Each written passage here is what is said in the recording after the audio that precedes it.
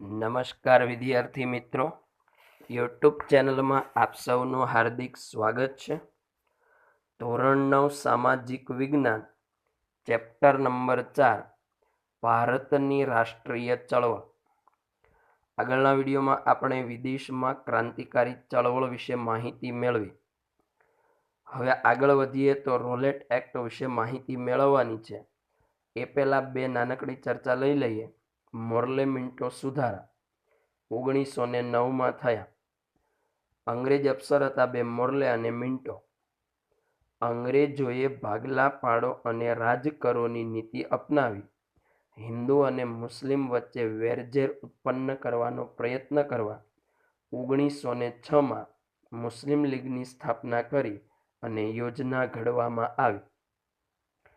આગા ખાનના નેતૃત્વ નીચે, આગા ખાન નામના વ્યક્તિની નેતાગીરી નીચે મુસ્લિમોના પ્રતિનિધિ મંડળ વાઇસરોય મિન્ટોને મળ્યું અને એ વખતે વજીર તરીકે મોર્લે હતા અને એ જે કંઈ પણ ઘટના બની, જે કંઈ પણ સુધારા કર્યા એ 1909માં થયા, જેને મોર્લે મિન્ટો સુધારા તરીકે ઓળખવામાં આવે.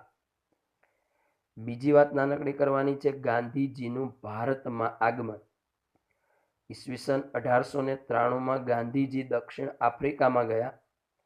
ત્યાં ગયા પછી ત્યાં એમણે રંગભેદની નીતિનો વિરોધ કર્યો, કાળા ગોરાનો ભેદભાવ નાબૂદ કરી લડત સફળ કરી 1915માં એ ભારતમાં ફરીને પાછા આવ્યા. ગાંધીજીના રાજકીય ગુરુ, રાજકારણ શીખવાડનાર ગુરુનું નામ છે ગોપાલ કૃષ્ણ ગોખલે અને ધર્મ શીખવાડનાર એટલે આધ્યાત્મિક ગુરુનું નામ છે શ્રીમદ રાજચંદ્ર. આ બંને પાસેથી ગાંધીજીએ ઘણી પ્રેરણા મેળવી અને પછી ગાંધીજીએ ભારતના ઘણા ભાગોનો પ્રવાસ ખેડ્યો અને પછી હિન્દના જીવનને ઓળખવાનો પ્રયાસ કર્યો. ભારતનું જીવન કેવું છે, હિન્દુસ્તાનનું જીવન કેવું છે એને ઓળખવાનો પ્રયત્ન કર્યો અને હિન્દુસ્તાનની ગરીબીનું મૂળ અંગ્રેજો દ્વારા થતા શોષણને કારણભૂત ગણ્યું. ગાંધીજીને ખ્યાલ આવી ગયો કે ભારતમાં ગરીબી છે એનું મૂળ કારણ શું છે? તો મૂળ કારણ એવું છે કે અંગ્રેજો દ્વારા આપણું શોષણ થાય છે. તેથી અંગ્રેજોને ભારતમાંથી હાંકી કાઢવા એ માટે શું કરવું જોઈએ એવા ગાંધીજીએ ઉપાયો વિચાર્યા. તો આમ ગાંધીજીનું ભારતમાં આગમન થતાં અંગ્રેજોને ભારતમાં કાઢવા માટેની કેટલીક યોજનાઓ, કેટલાક ઉપાયો વિચારવામાં આવ્યા. તો અહીંયા આપણે બે માહિતી મેળવી. એક મોર્લે મિન્ટો સુધારા, જે હિન્દુ અને મુસ્લિમ વચ્ચે વેરઝેર ઉત્પન્ન કરવા માંગે છે, અને ગાંધીજી ભારતમાં આવ્યા પછી એમને ખ્યાલ આવ્યો કે ખરેખર અંગ્રેજોને ભારતમાંથી હાંકવા જોઈએ, કાઢવા જોઈએ. તો હવે આપણે આગળ વધીએ એના પછી. તો પછીનો ટોપિક આવશે રોલેટ એક્ટ, ઈસવીસન 1919માં. આ રોલેટ એક્ટ એટલે કાયદો. અંગ્રેજ અફસર સર રોલેટના અધ્યક્ષ પદે જે કાયદો ઘડાયો એમને નામ આપવામાં આવ્યું રોલેટ એક્ટ. તો આ કાયદો શું છે, કઈ રીતે કામ કરતો હતો એની આપણે માહિતી આપવાની છે. તો સવાલ તરીકે આવશે, ટૂંક નોંધ લખો. Rowlatt act. બ્રિટિશ સરકારે ઇંગ્લેન્ડના કાયદા ખાતાના પ્રધાન રોલેટના અધ્યક્ષ પદે જે કાયદો ઘડ્યો એ ઈસવીસન 1919માં ઘડવામાં આવ્યો. તેને સર રોલેટના અધ્યક્ષ પદે ઘડાયો હોવાથી રોલેટ એક્ટ તરીકે ઓળખવામાં આવે છે. અંગ્રેજ સરકારે શું કર્યું? ઇંગ્લેન્ડના કાયદા ખાતાના જે પ્રધાન હતા એ પ્રધાનનું નામ છે સર રોલેટ અને એના અધ્યક્ષ સ્થાને એનું જે અધ્યક્ષ છે એને જે નેતાગીરી મળી છે એની નેતાગીરી હેઠળ એક કાયદો ઘડ્યો. એના નામ પરથી કાયદાનું નામ રાખ્યું રોલેટ એક્ટ. આ રોલેટ એક્ટ ક્યારે ઘડવામાં આવ્યો? ઈસવીસન 1919માં. આ કાયદો ક્રાંતિકારીઓ અને રાષ્ટ્રવાદીઓનું દમન કરવાના આશયથી ઘડવામાં આવ્યો. દમન એટલે ત્રાસ ગુજારવો. આ કાયદો શેના માટે ઘડવામાં આવ્યો? ભારતના ક્રાંતિકારીઓ, ભારત દેશના રાષ્ટ્રવાદીઓ એમના ઉપર ત્રાસ ગુજારવાના હેતુથી આ કાયદો ઘડવામાં આવ્યો એટલે આ કાયદો છે એ આપણા માટે યોગ્ય નથી, અયોગ્ય છે, એટલે કે આપણા માટે એ કાયદો ખોટો છે. આ જે કાયદો ઘડવામાં આવ્યો એ કાયદો વ્યક્તિ સ્વાતંત્ર્ય અને વાણી સ્વાતંત્ર્યને હણી નાખતો, એટલે આપણે વ્યક્તિ તરીકે જે સ્વતંત્રતા છે એ છીનવાઈ જતી. આપણે જે વાણી વાપરતા હતા, આપણે જે વસ્તુ બોલતા હતા એ હવે આપણે બોલી શકશું નહીં. અને એ બાબતોને એણે તોડી નાખી, હણી નાખી. અને એવો આ કાયદો જેને ગાંધીજીએ કાળા કાયદા તરીકે ઓળખાયો છે. જે કાયદો ઘડાય અને એ કાયદો આપણું શોષણ કરે તો એ કાયદો આપણા માટે યોગ્ય નથી, અયોગ્ય છે, એટલે એ આપણા માટે કાળો કાયદો ગણાય, એટલે કાળા રંગ સમાન ગણવામાં આવે. મહાત્મા ગાંધીજી પણ તેને કાળો કાયદો તરીકે ઓળખાવતા, કારણ કે એ ઓળખાવાનું કારણ શું હતું? કાળો કાયદો શા માટે કહેતા હતા? કેમ કે આ કાયદા મુજબ એવું હતું, કોઈ પણ શંકાસ્પદ વ્યક્તિની ધરપકડ કરી શકાતી અને તેના પર મુકદ્દમો ચલાવ્યા સિવાય દિવસો સુધી જેલમાં પૂરી રાખી શકાતી. હવે કાયદો કેવો હતો? અન્યાય. કોઈ વ્યક્તિ ઉપર શક જાય, શંકા લાગે, શંકાસ્પદ વ્યક્તિ લાગે એટલે એની તરત ધરપકડ કરવાની. એને પૂછવાનું નહીં ખરેખર એનો વાંક છે કે નથી. માત્ર ને માત્ર શંકા દેખાય, શંકાસ્પદ વ્યક્તિ દેખાય એટલે એને પકડવાની, ધરપકડ કરવાની. મુકદ્દમો ચલાવ્યા સિવાય એટલે એમના પર કેસ ચલાવ્યા સિવાય ઘણા બધા દિવસો સુધી એને જેલમાં પૂરી રાખવામાં આવતું. કેસ ચલાવીને પૂરે તો વાંધો ન આવે, પણ અહીંયા તો કેસ ચલાવ્યા સિવાય દિવસો સુધી એને જેલમાં પૂરી રાખવામાં આવતા. બ્રિટિશ સરકારને આ કાયદાથી વિરોધીઓનું દમન કરવાની વિશાળ સત્તા મળે. અંગ્રેજ સરકારે આ જે કાયદો ઘડ્યો એ કાયદાથી એના વિરોધીઓ પર ત્રાસ ગુજારવાની એને છૂટ મળી અને મન ફાવે એમ એમણે પોતાના વિરોધીઓ પર ત્રાસ ગુજારવાનું, દમન આચરવાનું શરૂ કરી દીધું. આવું કરવાથી નેતાઓ અને પ્રજાએ તેનો ઠેર ઠેર પ્રબળ વિરોધ કર્યો. દેશ નેતાઓ અને દેશની પ્રજાએ આ અંગ્રેજ સરકારનો વિરોધ કર્યો. અને હવે જો આપણે વિરોધ કરીએ તો અંગ્રેજ સરકાર છાનીમાની બેસે નહીં. તો આપણે જ્યારે એનો પ્રબળ વિરોધ કર્યો ત્યારે આ કાયદા વિરુદ્ધમાં સભાઓ ભરાય, સરઘસો નીકળ્યા, દેખાવો થયા, હડતાલો પણ પાડવામાં આવી અને હડતાલોનું પણ આયોજન થયું.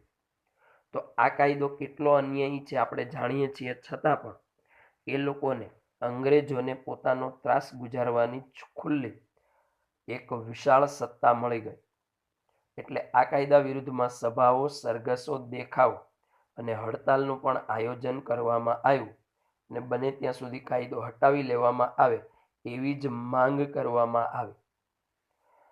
6 એપ્રિલ 1919ના રોજ દિલ્હીમાં સરકારે ગાંધીજીની ધરપકડ કરી. હવે શું બને છે? ગાંધીજી છે એ મુખ્ય નેતા તરીકે હતા, એટલે એ લોકોએ વિચાર્યું કે જો આમના મુખ્ય નેતાની ધરપકડ કરવામાં આવશે તો બાકીના લોકો છે એ ખરેખર આપણા શરણે થશે, ખરેખર એ લોકો આપણી સામે આક્રમણ કરવાનું બંધ કરશે અને એમની પ્રવૃત્તિ અટકી જશે. તો 6 એપ્રિલ 1919ના રોજ દિલ્હીમાં સરકારે ગાંધીજીની ધરપકડ કરી. ગાંધીજીને પકડી લેવામાં આવ્યા. જ્યારે પંજાબની વાત કરીએ તો ડૉક્ટર સત્યપાલ, સૈફુદ્દીન કિચલુની ધરપકડ થઈ અને આ બે લોકોની, સત્યપાલ અને કિચલુની ધરપકડ થવાથી આંદોલન વધારે ને વધારે ઉગ્ર બનતું ગયું. અને ત્યારે પણ સરકારે, અંગ્રેજ સરકારે દમનનો દોર છૂટો મૂક્યો. દમન એટલે ત્રાસ ખુલ્લે આમ ગુજારવાનું ચાલુ કર્યું, એટલે કે એ ત્રાસની દોરી એણે છોડી દીધી. તો છેલ્લે હું ઘટના બની કે 6 એપ્રિલ 1919ના રોજ દિલ્હીમાં સરકારે ગાંધીજીની ધરપકડ કરી. પંજાબમાં બીજા બે લોકોની ધરપકડ કરી, ડૉક્ટર સત્યપાલ અને સૈફુદ્દીન કિચલુની. પણ આ બંનેની ધરપકડ થવાથી આંદોલન વધારે ને વધારે ગરમ થયું, ઉગ્ર બન્યું અને ત્યારે અંગ્રેજ સરકારે પણ ત્રાસ ગુજારવાનું ખુલ્લું મૂક્યું, એટલે કે દમનનો દોર એમણે છૂટો મૂકી દીધો. તો અહીંયા સુધી આપણે માહિતી આપી કે એક અન્યાયી કાયદો ઘડાયો જેને નામ આપવામાં આવ્યું રોલેટ એક્ટ. તો ફરી એક વખત જોઈએ તો નોંધ લખો રોલેટ એક્ટ. બ્રિટિશ સરકારે ઇંગ્લેન્ડના કાયદા ખાતાના પ્રધાન સર રોલેટના અધ્યક્ષ પદે જે કાયદો ઈસવીસન 1919માં ઘડ્યો તેને રોલેટ એક્ટ કહે છે. આ કાયદો જે છે એ અન્યાયી છે. આ કાયદો ક્રાંતિકારીઓ અને રાષ્ટ્રવાદીઓનું દમન એટલે ત્રાસ કરવાના આશયથી ઘડવામાં આવ્યો. વ્યક્તિ સ્વાતંત્ર્ય અને વાણી સ્વાતંત્ર્યને હણી નાખતો એટલે છીનવી નાખતો આ કાયદો, જેને કાળા કાયદા તરીકે ઓળખવામાં આવે. મહાત્મા ગાંધીજી પણ તેને કાળા કાયદા તરીકે ઓળખાવે, કારણ કે એનું કારણ એવું છે કે કાળો કાયદો એટલા માટે કહેવાય કે આ કાયદા મુજબ કોઈ પણ શંકાસ્પદ વ્યક્તિની ધરપકડ થઈ શકતી નથી.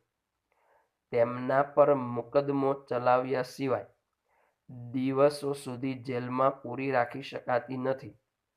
છતાં પણ કાયદો એવો હતો કે શંકાસ્પદ વ્યક્તિની ધરપકડ કરી શકાતી, મુકદ્દમો ચલાવ્યા સિવાય દિવસો સુધી જેલમાં પૂરી રાખવામાં આવતી.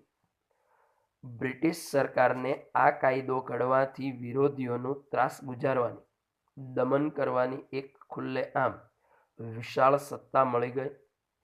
તેથી નેતાઓ અને પ્રજાએ તેનો ઠેર ઠેર પ્રબળ વિરોધ પણ કર્યો. આ કાયદા વિરુદ્ધમાં સભાઓ, સરઘસો, દેખાવો અને હડતાલનું આયોજન પણ થયું. 6 એપ્રિલ 1919ના રોજ દિલ્હીમાં સરકારે ગાંધીજીની ધરપકડ કરી. જ્યારે પંજાબમાં વાત કરીએ તો ડૉક્ટર સત્યપાલ અને કિચલુની ધરપકડ થઈ. પરિણામે આંદોલન વધારે ને વધારે ઉગ્ર બન્યું. ત્યારે સરકારે પણ ત્રાસ ગુજારવાનું ખુલ્લેઆમ કર્યું. એટલે સરકારે પણ દમનનો દોર છૂટો મૂકી દીધો. અહીંયા સુધી આપણે માહિતી મેળવી રોલેટ એક્ટ, ગાંધીજીનું ભારતમાં આગમન અને મોર્લેમિન્ટો સુધારા. તો મોર્લેમિન્ટો સુધારા શું છે? કે જે હિન્દુ અને મુસ્લિમ વચ્ચે વૈમનસ્ય એટલે કે વેરઝેર ઉત્પન્ન કરવા માંગે છે. ગાંધીજી ભારતમાં આવ્યા પછી એણે હિન્દમાં ફર્યા પછી એમને ખ્યાલ આવ્યો કે ભારતમાં ગરીબીનું મૂળ અંગ્રેજો દ્વારા થતું શોષણ છે, અને તેથી તેણે મનોમન નક્કી કરી લીધું કે અંગ્રેજોને ભારતમાંથી આપણે કોઈ પણ સંજોગોમાં હાંકવા જોઈએ. અને ત્યારબાદ સર રોલેટ નામના વ્યક્તિના અધ્યક્ષ પદે 1919માં એક કાયદો ઘડ્યો જેને નામ આપવામાં આવ્યું રોલેટ એક્ટ. ખરેખર જે ખૂબ જ અન્યાયી, અયોગ્ય અને ખોટો કાયદો હતો, જે આપણા માટે ઉપયોગી હતો નહીં. તો વાત કરીએ આપણે અહીંયા સુધી રોલેટ એક્ટ.